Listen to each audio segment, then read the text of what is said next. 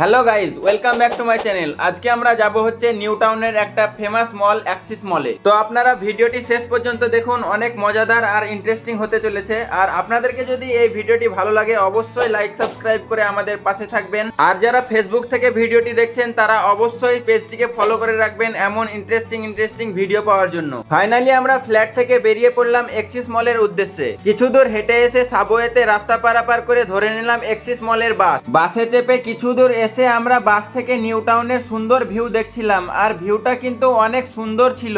তো যাই হোক, আমরা কিছুক্ষণ জার্নি করার পরে পৌঁছে গেলাম বাস স্ট্যান্ডে। বাস স্ট্যান্ড থেকে সামনে 2 মিনিট হেঁটে আছে অ্যাক্সিস মল। তো আমরা হেঁটে হেঁটে যাচ্ছিলাম আর আশেপাশের বড় বড় বিল্ডিং গুলো দেখছিলাম। তো আপনারা দেখতে পাচ্ছেন বিল্ডিং গুলো কত উঁচু। তো যাই হোক, আমরা কিছুক্ষণ হেঁটে এসে পৌঁছে গেলাম অ্যাক্সিস মলের সামনে। এখানে পৌঁছাতে আমাদের লেট হয়ে গেছিল রাস্তায় অনেক ট্রাফিকের কারণে। তো যাই হোক, বাইরে কিছুক্ষণ দাঁড়িয়ে থেকে ঢুকে পড়লাম এন্ট্রি গেট দিয়ে মলের ভিতরে ঢুকে এখানে আপনারা বিভিন্ন ধরনের ছোট ছোট রেস্টুরেন্ট দেখতে পাবেন। আর তাছাড়াও এখানে ছোট ছোট স্টলগুলিতে বিভিন্ন ফ্লেভারের আইসক্রিমও পাওয়া যায়। আর এখানে ছোট ছোট বাচ্চাদের জন্য টয় ট্রেনেরও ব্যবস্থা আছে। কিছুক্ষণ বাইরে সময় কাটানোর পরে চলে এলাম আমরা গ্রাউন্ড ফ্লোরে। তারপরে ফার্স্ট ফ্লোরে এসে দেখতে পেলাম আমরা বিভিন্ন ধরনের ছোট ছোট দোকান। আর তাছাড়াও এই অ্যাক্সিস মলের ভিতরে ট্রেন্ডস, বাজার কলকাতা, জুডিও আরো বিভিন্ন ধরনের শপিং মলও আছে।